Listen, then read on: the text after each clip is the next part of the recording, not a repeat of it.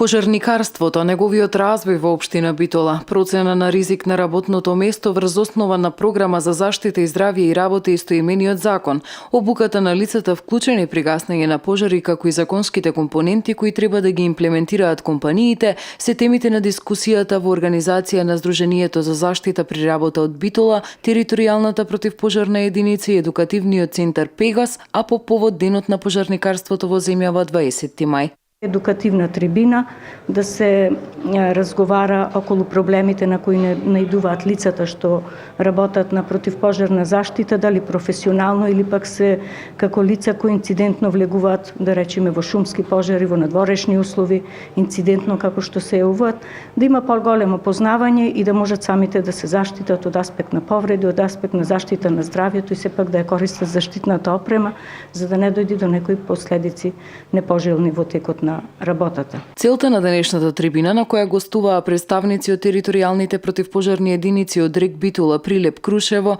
е со едукацијата да се отворат вратите на значењето на пожарникарството во земјава, бидејќи појавата на пожари во отворен или затворен простор е се почеста.